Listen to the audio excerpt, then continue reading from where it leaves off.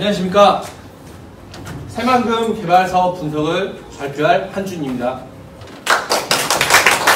여러분, 혹시 여러분 중에서 새만금에 직접 가보신 분 있나요? 실제적으로 새만금에는 가보지 못하고 뉴스나 언론 매체를 통해서 새만금에 대해서 들은 이야기는 많을 것입니다. 생생한 모습을 여러분들에게 전달해드리고 새만금에 대한 문제나 앞으로의 개발 상황에 대해서 여러분들에게 전해드리도록 하겠습니다.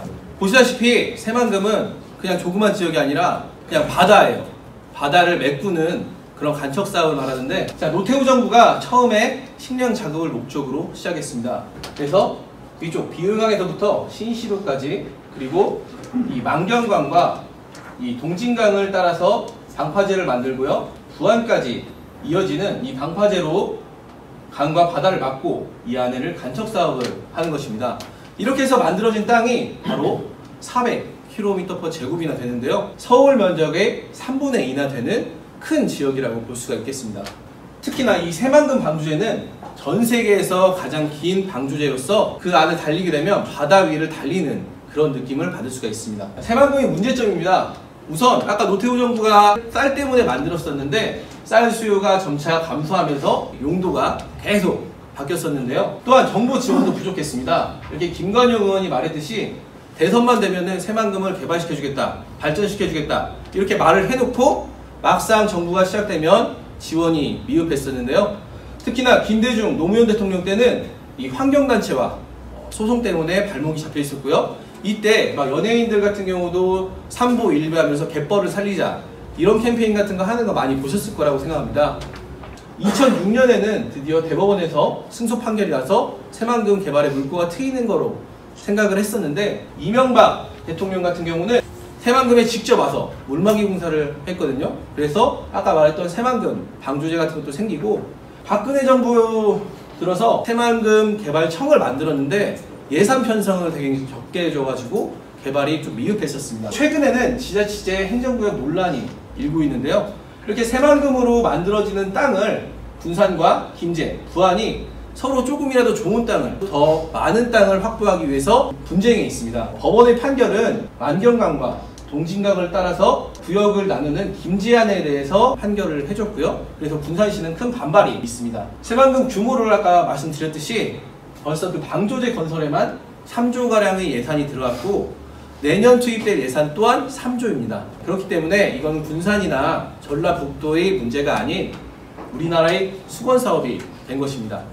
그런데 이런 새만금이 이제 사업이 가속화되고 있는데요, 2015년 새만금 특별법이 통과되면서 빠른 속도로 되었고요. 문재인 정부 같은 경우는 국정과제로 채택, 그리고 새만금 공사 설립, 그리고 새만금 개발 청리 군산으로 이전했습니다. 아까 그 영상 보셨죠? 제가 직접 찍은 건데 새만금에서 마지막 장면에 새만금 개발청은 있는 걸 제가 직접 보여드린 겁니다.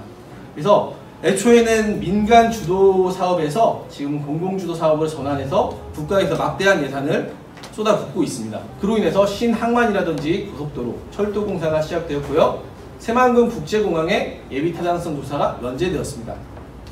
새만금 부지입니다. 새만금은 이렇게 6가지 부지로 나눠져 있는데요, 그 중에서 농생명 용지 같은 경우는 거의 매립이 어느 정도 된 상태고요. 대신에 이제 관광 레저나 국제협력 용지는 민간 투자에 의해서 개발을 하고 있어요. 그래서 매립이 미흡한 상태입니다. 그리고 무엇보다도 2023년에 열리는 세계 잼버리 대회가 있는데요, 세계 잼버리 대회가 뭐냐면, 여러분 어렸을 때 보이스카웃이나 걸스카우트 같은 거 해보셨죠? 그런 것처럼 야영을 하는 축제입니다. 2023년이 되기 전에 개발을 가속화해야 된다. 대회 전에 기반 시설을 완료할 필요가 있겠죠? 왜냐면은 세계 잼버리 대회를 통해서 간접적으로 새만금에 와서 이런 것들을 홍보할 수 있기 때문입니다. 그래서 새만금 교통편은 동서도로, 이렇게 동서로 도로를 만들었고 75% 정도 완공된 상태고요. 남북도로 같은 경우는 1단계와 2단계가 있는데 이렇게 2022년과 23년에 완공될 예정입니다.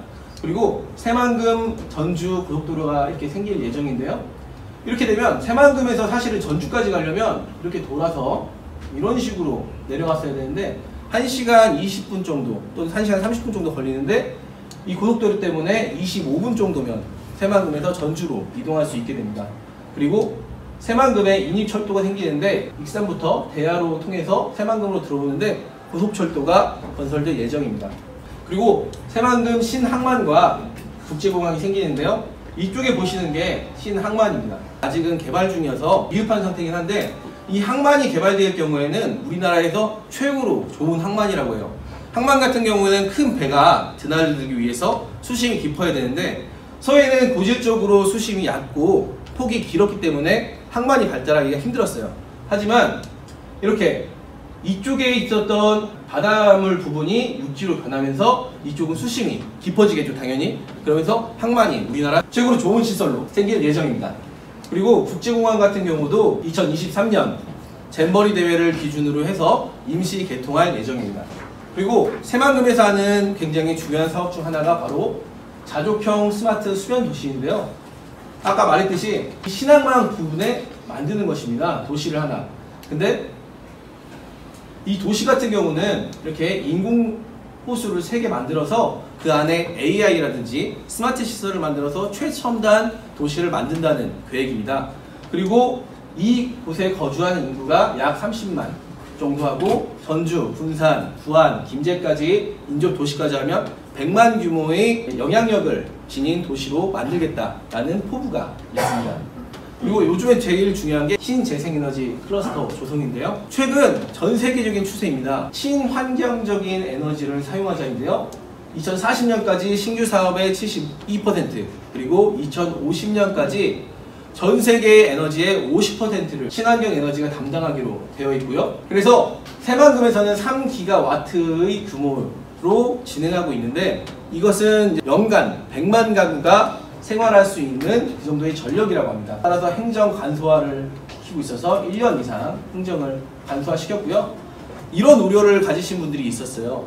아니 원래 새만금이 그런 용도로 만든 게 아닌데 친환경 에너지 만든다고 용지를 많이 쓰는 거 아니냐 이런 얘기가 있었는데 이거 같은 경우도 육상과 해상으로 나누어져서 총 면적의 약 10% 정도만 사용하기 때문에 그런 우려는 적은 걸로 판명이 됐고요.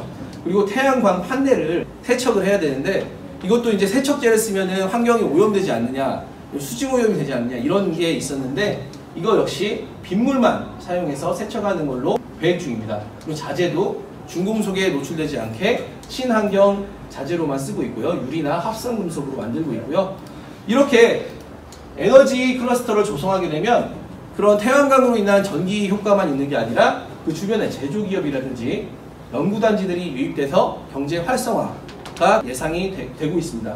그리고 이로 인해서 발생하는 수익은 지역으로 환원하고 다시 사업에 재투자할 계획입니다. 자, 다음은 관광 레저 사업도 빼놓을 수가 없는데요. 고, 군산, 군도, 부안, 변산 등 새만금에는 굉장히 유려한 관광시설이 준비되어 있습니다. 짚라인이라든지 선유도 8경을 보기 위해서 사람들이 지금도 많이 오고 있는데 그거 이외에도 4.3km의 케이블카 사업을 진행 중에 있습니다. 산업은 이렇게 계획한 걸로만 되지는 않겠죠. 새만금에서 준비하고 있는 것은 바로 시장 친화적 사업입니다. 기업이 새만금에 들어오기 위해서는 우선 수익이 나야 되는데요. 수익이 나기 위해서 여러 가지 방안을 모색하고 있는 것입니다.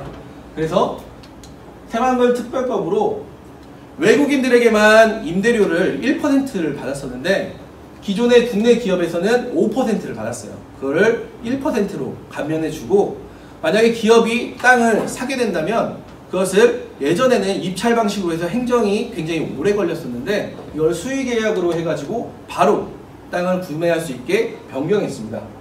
그리고 새만금이 발전하기 위해서는 바로 이 포용성 부분이 중요한데요. 이 사업은 중요하니까 하고 이 사업은 안 되고 이런 마인드로 하는 게 아니라 모든 사업을 긍정적으로 검토해서 많은 기업들이 유치할 수 있게 지금 노력 중에 있습니다. 그래서 지속 가능하고 시장 친화적인 사업으로 새만금을 채워갈 예정입니다. 제가 준비한 내용은 여기까지인데요. 여러분 제 얘기 들어보시니까 어떻게 새만금이 실패한 사업인 것 같으세요? 아니면은 아직은 모르는 사업인 것 같으세요? 저는 새만금을 약간 중학생으로 비유하고 싶어요. 중학생 보고 우리 돈 벌어 와야 되니까 나가서 돈 벌어 와. 할 수는 없잖아요. 아직은 조금 기다려야 되지만 앞으로 우리 미래를 책임질 새만금이 될 것 같습니다. 그래서 만약에 여러분들 중에 기업인이 있다면 새만금에 오셔서 미래를 한번 투자해 보시는 것도 좋을 것 같습니다. 감사합니다.